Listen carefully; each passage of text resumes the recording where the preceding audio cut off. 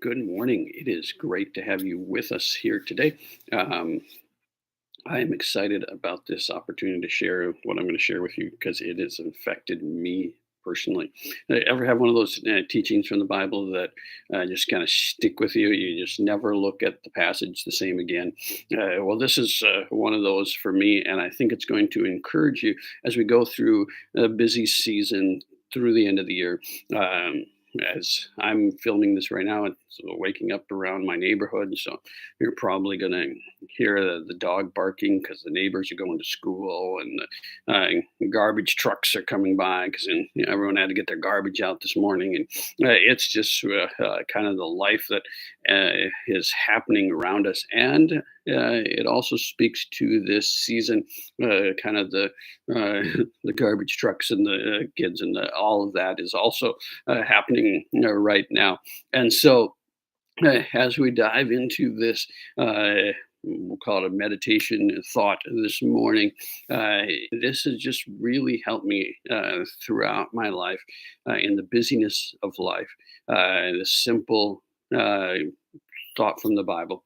Now, it comes from when I was in college, which now is going back a ways, 25 years, whatever, which again, I remember this from 25 years ago, and it still sticks with me. It was by one of my professors named Dr. Timothy Jenny, who has since gone to be with the Lord. But at the time, he was one of the, noted as the hard professors, because he would, uh, well, he just expected you to study and do your work. But he would also have some of my favorite classes that I took when I was in college.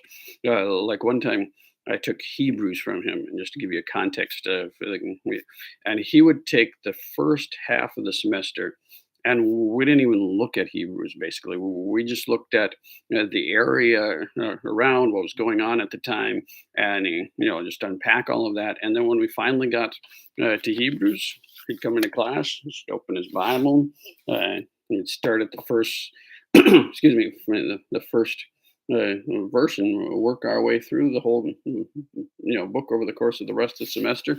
And it made more sense because he'd unpacked the context of what was going on and helped us get into the mindset that open up the passage. And hopefully the same is going to happen for you today. As we look at an ancient vision that happened of the glory of the Lord. Uh, and so, what we're going to do here is we're going to actually just work through a passage. And what I encourage you to do, even if you're busy with your life, just have this playing in the background while we do this, because I'm going to walk you through. And why I said meditation, because I want you to picture, because this is a passage in Ezekiel chapter 1 that we're going to look at, that people kind of freak out about because it seems really strange. But hopefully by the end of this, you're going to have this picture in your mind, and it's going to help you. Okay. Again, even if you're doing something else right now, maybe meditation gets kind of a bad rap because the devil's scared of meditation. So he's created his own little thing that is weird. Uh, Bible meditation, and one of the easier way to is picturing the Bible. So it's putting on your imagination cap that we talked about in kindergarten back in the day. Put that on your head and picture what is going on in the passage. That's an easy way to think about biblical meditation. And Psalms 1 says, if you meditate on the Bible day and night, there's blessings that are attached to that. So I'm going to give you a blessing just by you listening to this YouTube video. So bonus for the day. Ezekiel chapter 1, in the 13th year, in the fourth month, on the fifth day of the month, as I was among the exiles by the Chebar Valley, the heavens opened and I saw visions of God. On the fifth day of the month, the word of the Lord came to Ezekiel the priest, the son of Buzi, in the land of the Chaldeans by the Chebar Canal, and the hand of the Lord was upon him. Now, Again, as my professor, knowing the context helps us here. This is Ezekiel, and it says by the Chebar Valley, and they're in exile. I was among the exiles. So maybe a mental picture for you is he's by this uh, canal, but maybe more of a concentration camp. A bunch of people that have been taken from their homeland and brought to this place, and they're stuck far away from uh, Jerusalem, far away from their land. And Ezekiel's among them when he sees this vision that we're about to see. And he says, the hand of the Lord was upon him. So God is on him as he's in this concentration camp and he sees this vision. All right. As I looked, behold, a stormy wind came out of the north. So in your mind, picture a stormy wind coming out of the north, maybe a tornado.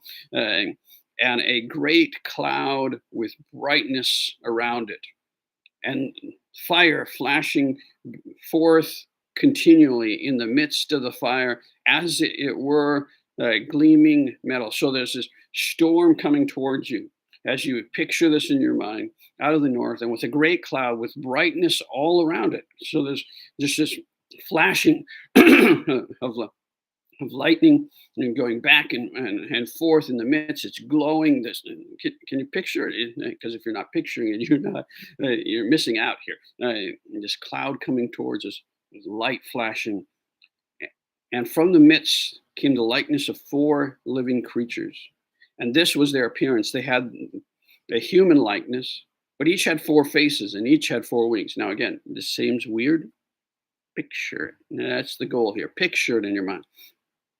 Their legs were straight, and their soles of their feet were like the soles of a calf's feet, and they sparkled like burnishing bronze. These awesome figures, and you'll actually find them in Revelation chapter 4 as well, and I would say Isaiah chapter 6 if you're looking for some other references, some pictures to go there. The legs were straight, and the soles of the feet were like the soles of a calf's foot, and they sparkled like burnishing bronze. Under the wings of the four sides, they had human hands, and the four that had their faces and their wings thus, and the wings touched one another. Each one of them went straight forward without turning as they went. And maybe you can hear the garbage truck right behind. This is what Ezekiel's in the midst of it as it's all going on. He's in the exiles, and the hand of the Lord is, and he's seeing this vision of the cloud and the burnishing bright, and the four living creatures. And the likeness of each of their faces had a human face. They had the four had the face of a lion on the right side, and the face of an ox on the left side, and the face the four had the face of an eagle. Such were their faces, and their wings were spread out above. So there's big wings. Each creature had two wings, each of which touched the wings of another, while two covered their bodies. And each went straight forward. Wherever the Spirit went, it would go. They went without turning as they went. So there's this cloud and this lightning and this all of this brightness coming in. I mean, maybe you have to put on your sunglasses, and these four living creatures, and the Spirit of God moves. As for the likeness of the living creatures, their appearance was like burning coals of fire, like the appearance of torches moving to and forth among the living creatures. So there's even this movement within that. And the fire was bright, and out of the fire went forth lightning, and the living creatures darted to and forth like the appearance of flashing lightning. So there's all this movement going on. Are you picturing it in your mind? This powerful thing. Now, as I looked at the living creatures, I saw a wheel on the earth beside the living creatures, one for each of the four of them. So there's four wheels. As for the appearance of the wheels and their construction, oh, by the way, don't try to figure out the meaning of this right now. You're like, oh, what is this? All right. And their picture in your mind, and their construction, their appearance was like the gleaming of a beryl, and the four had the same likeness, their appearance and construction being, as it were, a wheel within a wheel. So there's these wheels within wheels, kind of intersected wheels. Uh, then when they were they went in any of their four directions without turning as they went, and their rims were tall and awesome. These wheels are tall and awesome. How tall does it need to be for them to be tall and awesome in your mind? Picture these wheels that are tall and awesome. Uh, uh, and the rims of all four were full of eyes all around. So these wheels had eyes on them. And when the living creatures went, the wheels went beside them. When the living creatures rose from the earth, the wheels rose. Wherever the Spirit wanted to go, they went. The wheels rose among them from for the spirit of the living creatures was in the wheels. When those went, these went, and when those stood, these stood. When they rose from the earth, the wheels rose with them, for the spirit of the living creature was in the wheels. Cloud, lightning, light flashing back and four living creatures, wheels, high and awesome. On the head of the living creatures was the likeness of an expanse. So above, over the heads of the living creatures, there was a likeness as an expanse. So there's this massive, and again, Revelation 4 gives a similar, as if you were standing there, but now he's looking up, and there's this huge expanse, like shining like an awe-inspiring crystal spread above their heads. Can you picture this in your mind? This expanse over these, all the light that's coming from these four living creatures, and the storm and the lightning, and under the expanse, their wings were stretched out straight, one toward another, and each creature had two wings covering its body. And when they went, I heard the sound of their wings, like the sound of many waters, like the sound of the Almighty, like the sound of a tumult, like the sound of an army. So now we got sound coming along, like wash. You imagine if you've ever been by a river that's just going along strong, or I said an army, so like a big maybe traffic going fast. So there's this the sound that you're hearing as well. When they stood still, they let down their wings, and there came a voice from above the expanse over their heads. So you have the wheels, you got the four living creatures, this expanse, and then above this expanse, there was a there was like the likeness of a throne, in appearance like sapphire, and seated above the likeness of a throne was the likeness of a human appearance. And upon upward from that, from what was the appearance of his waist, I saw as with glowing metal, like the appearance of fire enclosed all around. And downward from what they had appearance of his waist, I saw as it were the appearance of fire, and there was brightness all around, like the appearance of the bow that is in the cloud, or a rainbow on the day of the rain. So the appearance of the brightness all around. So again, there's this wheels, four living creatures, and this should be impressive in your mind. If you're being creative, this should be pretty impressive. And then above that, this expanse, the one like the human with this above that, above the throne, and then this rainbow all around it. And such was the appearance of the likeness of the glory of the Lord. And when I saw it, I fell on my face, and I heard the voice of one speaking. That's where Ezekiel 1 ends. Can read on later. But we have this whole picture there. Now, I just want to pull one thing for you that's going to help, I believe is going to help you, what my professor pulled out for me when he spoke in chapel one day. He said, Ezekiel was by the river. He was there. He was waiting for whatever life would bring him. But he's basically in a concentration camp. And they are far from home. They are far from the temple where they would pray to, where the presence of the Lord was, the place where God resided in that temple. They were far from home. They weren't going to jump on a plane. They didn't have planes to go back for Passover. They weren't going to be able to go back to the presence of God and quote unquote, where the presence of God resided in the temple, they were far from there. And then Ezekiel has this vision. And in this vision, he sees a God with wheels on. Yeah, a God with wheels on, a God who could come to where he was.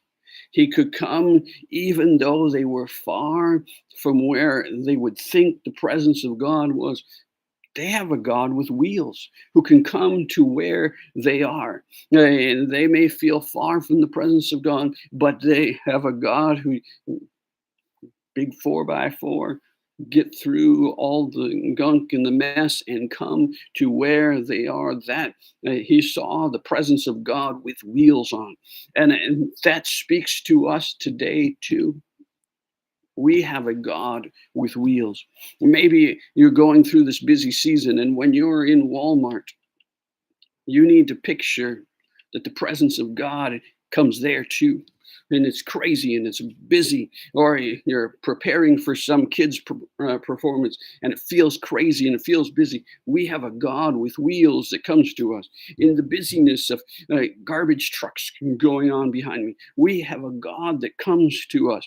Maybe even in this moment you're feeling far from God, He would come to you. He would come to where you are to be there with you, even when you are far away for your own reasons. They were exiled because of their sin. Now, you may feel far from God, but God would come to you if you would let Him. Let Him come into your world, come into your mind. The God of all power, all strength, who's seated on a throne, He would come to where you are.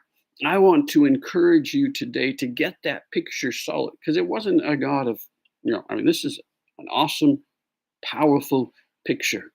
And it wasn't God with just small wheels. It was a God with wheels that are powerful, and it came to where Ezekiel was at. Let that God come into your world today. Let that God come to where you are to encourage you, to build you up, to meet with you, to speak to you. He's about to speak to Ezekiel in this passage. How is his mind thinking differently now that he's seen this vision of God who comes to where he is and begins to speak to him? God would speak to you today if you would open your mind, open your heart, and say, Jesus, I need you in my life. Maybe you're traveling this holiday season and you're going to a place that's difficult. You're going to family members that push all your buttons. Go to a place that feels far away. Maybe you're in your church, and when you're at church in your community there, it feels, but you have to travel to a place that doesn't feel safe. You have a God with wheels on. You have a God who will go to where you are at. So let me pray this over to you before we go today. Let me give you a blessing of the Ezekiel chapter with this ancient vision that speaks to your busy life. Don't forget to like and subscribe to not miss out on other things, because this is one of my favorites, and I got other favorites we're going to pray. Lord, I pray for my friend right now. I pray in the name of Jesus that you would go to wherever they are, wherever they're listening to this. Maybe it feels chaotic in this moment. Maybe they're going through a crisis. Maybe they're in a hospital room. That you would go, the God of wheels, the God with powerful strength and ability. Angels cry holy. And you would come to where they're at and meet with them, encourage them, speak to them, instruct them, guide them in the way they should go, help them to experience your love, help them to experience the power that you have, to be an encouragement to them, whatever it is they're going through. Bless my friend today to experience the goodness of God. In Jesus' name, amen. God bless.